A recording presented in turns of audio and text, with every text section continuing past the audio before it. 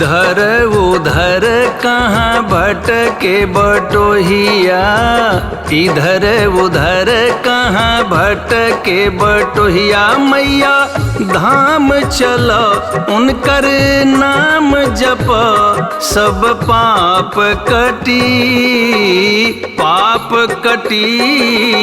इधर उधर कहाँ भटके बटोहिया, इधर उधर।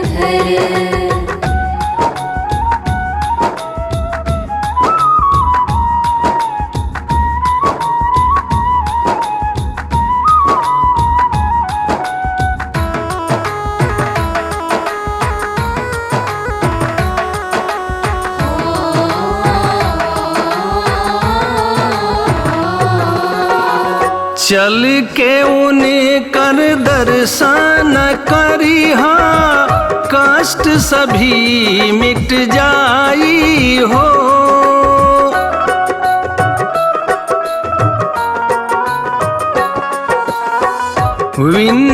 विंध्यवासिनी कृपा करी है, दुख नियरा ना आई हो। विंध्याचल में धाम माई का, विंध्याचल में धाम माई का, चल के पूजिहा पावो हो। मैया जी से कही है अपन अरजी बटोहिया, मैया जी से कही है अपन अरजी बटोहिया। मैया धाम चलो उनकर नाम जप, सब पाप कटी पाप कटी। इधर उधर कहाँ भटके बटोहिया, इधर उधर कहाँ भटके बटोहिया, इधर उधर। जय जय माँ, जय जय माँ, जय जय माँ।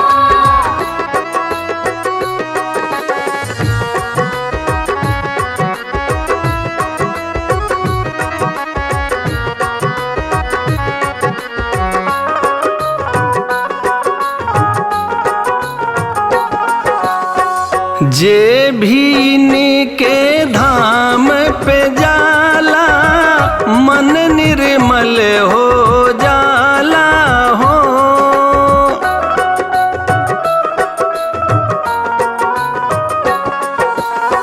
ममता को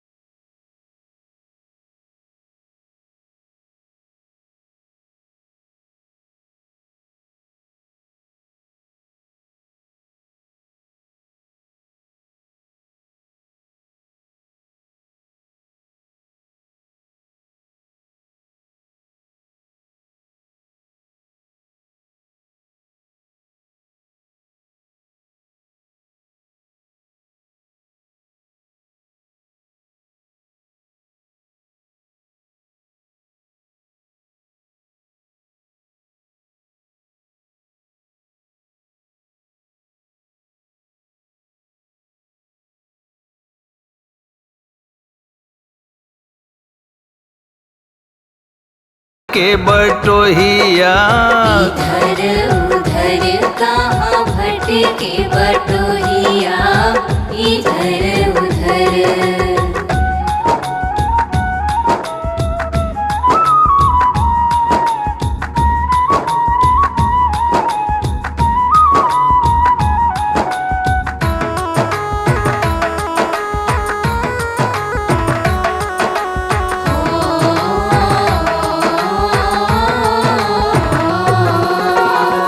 लाल चुनरिया माई के भावे, लाल बा मंदिर प्यारा हो।